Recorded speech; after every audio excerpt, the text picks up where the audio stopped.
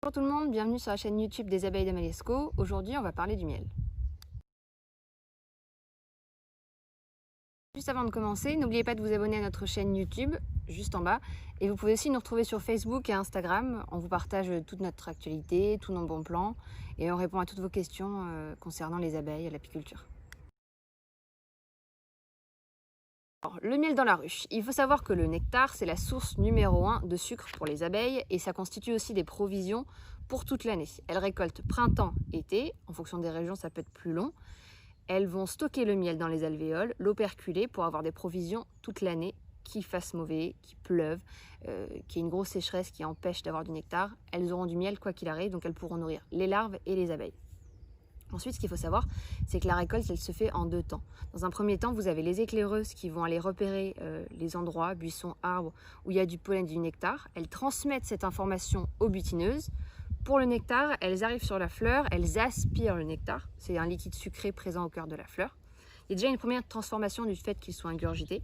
Elles reviennent à la ruche. À la ruche, vous avez des abeilles plus jeunes qui ne sont pas encore sorties, qui elles vont aspirer le nectar. En fait, si vous voulez, la butineuse, ce qu'elle fait, c'est qu'elle régurgite le miel. L'abeille plus jeune l'aspire et plusieurs fois, elle va le régurgiter. Pendant ce processus de régurgitation, vous avez une première phase qui est la déshydratation du miel et vous avez l'apport d'enzymes, protéines, vitamines, tout ce qui constitue le miel qui va faire que le nectar devient du miel. Une fois qu'il a été suffisamment régurgité, ce qui se passe, c'est que les abeilles vont le stocker dans ces petites alvéoles. Ça, c'est un cadre de hausse bâti. En fait, elle va chercher un emplacement vide, stocker le miel. Et dans la ruche, vous avez en permanence un courant d'air créé par les abeilles, en fait. Elles ventilent. Vous avez aussi une régulation de la température et de l'humidité. Une fois que l'alvéole est pleine et que le miel présent au sein de l'alvéole, il atteint à peu près 17% d'humidité, il va être operculé. Donc en fait, si vous voulez, vous avez, là j'en ai pas mais je vous montrerai dans une photo, vous avez une pellicule de cire qui va refermer ces petites alvéoles et c'est pour le conserver, ça conserve le miel en fait de façon optimale et c'est comme quand vous le mettez dans le pot, elle referme avec une opercule de cire. Maintenant, on va parler du miel hors de la ruche. Ce qu'il faut savoir, c'est que dans l'idéal, on ne récolte un miel que quand le cadre est operculé. Ça vous assure un taux d'humidité parfait et ça vous assure une conservation optimale. Pourquoi? Parce que le miel, c'est constitué à 70% de sucre. Vous avez aussi 20% d'eau et le reste, ça va être des nutriments, des enzymes, des protéines. Quand vous avez cette concentration en eau, ce 17% d'humidité dans votre cadre de hausse, ce qui se passe, c'est que votre miel, il ne périmera pas parce qu'il est tellement sucré que les bactéries, au contact du miel, se déshydratent. Donc, il n'y a aucune bactérie qui peut s'installer dans votre miel, il ne peut pas périmer.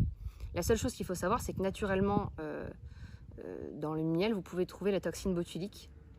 C'est une toxique que peuvent transporter les abeilles parce que c'est présent au sol, dans les poussières, éventuellement c'est transporté par le vent. Donc elles peuvent le transporter et c'est une toxine qui est dangereuse pour les enfants de moins de 1 an parce qu'ils n'ont pas le système intestinal pour digérer cette toxine. Ensuite, une fois que vous avez récolté votre cadre de hausse, que vous l'avez désoperculé, que vous avez extrait le miel, en fonction de la composition des miels que vous avez, il va cristalliser plus ou moins rapidement. La cristallisation, c'est normal. C'est ce qui assure la conservation de votre miel. Ça dépend de plusieurs facteurs. Vous avez les sucres présents dans votre nectar et aussi la température. On va commencer par les sucres. Vous avez glucose, fructose, saccharose dans le miel. Plus vous avez de glucose, plus votre miel cristallise rapidement. A l'inverse, plus vous avez de fructose, plus il restera liquide longtemps. Il va finir par cristalliser, mais ce sera un processus beaucoup plus long. Ici, j'ai un petit miel c'est principalement du tournesol. Dans le tournesol, vous avez beaucoup de glucose. Donc, il a cristallisé assez rapidement. On l'a mis en pot et vous avez à peu près 3-4 semaines après, il a commencé à cristalliser. Ce qui est intéressant, c'est que vous avez des petites marbrures ici et une petite écume blanche au-dessus que vous avez dans beaucoup de miel cristallisé, que ce soit du miel de lavande, que ce soit du miel de colza.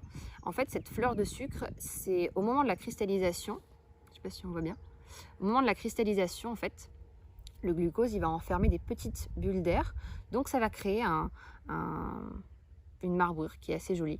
En aucun cas, ça n'altère la qualité de votre miel ni son goût. C'est normal, la cristallisation, c'est ce qui fait que le miel se conserve extrêmement bien et ça dépend de la température. Si vous avez une pièce, si votre miel est conservé dans une pièce où il fait 35 degrés, c'est-à-dire la température de la ruche, ça va être très très long à cristalliser. Si au contraire vous le mettez au frigo, il va cristalliser très rapidement en fait. Toujours en fonction du taux de glucose et fructose, mais dans l'idéal, on conserve son miel à l'abri de la lumière et à température ambiante. Maintenant, on va parler d'utilisation du miel. On va parler un peu plus d'apithérapie pour vous expliquer un petit peu tout ça. L'apithérapie, c'est la pratique de soins en utilisant les produits de la ruche, les produits de l'abeille mellifère. Donc ça va être le miel, la gelée royale, la propolis, vous avez le pollen et aussi la cire. Le miel a plusieurs propriétés du fait de sa composition. Si on prend la base de la base, le miel, c'est un très bon apport de sucre qui est facilement assimilable par l'organisme parce que ce sont des sucres naturels.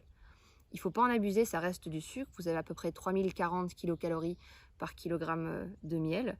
Mais c'est très efficace pour vous donner un petit coup de boost. Et c'est un fort pouvoir sucrant naturel, donc c'est beaucoup mieux que les sucres raffinés.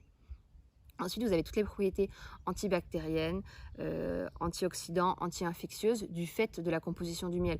Vous avez tellement de sucre dans le miel que les bactéries ne s'y développent pas et ça fait le même effet quand vous l'ingérez. Vous avez une toux, un rhume. Pareil quand vous avez une plaie en fait. Vous mettez du miel sur votre plaie. Les sucres vont d'une part assécher la plaie pour la nettoyer. Ça va aussi avoir un effet capteur d'eau pour ramener de l'eau autour de la plaie et le cicatriser. Et ça a bien sûr l'effet antibactérien, ça crée une barrière puisque les bactéries ne peuvent pas s'y développer. Vous avez aussi tout l'aspect somnifère entre guillemets parce qu'en fait le miel quand vous en consommez, ça développe la production de sérotonine. C'est ce qui vous aide à dormir. Et après, vous avez, ce qui est intéressant aussi avec le miel qui peut vous aider, c'est que vous avez la présence du fructose qui participe à l'oxydation de l'alcool et qui vous aide à éliminer plus rapidement l'alcool quand vous en avez trop consommé, ce qui arrive à tout le monde. J'espère que cette vidéo vous a plu. N'hésitez pas à nous laisser des commentaires, que ce soit sur Facebook, Instagram, YouTube. On y répond avec plaisir. Et je vous propose une nouvelle vidéo semaine prochaine.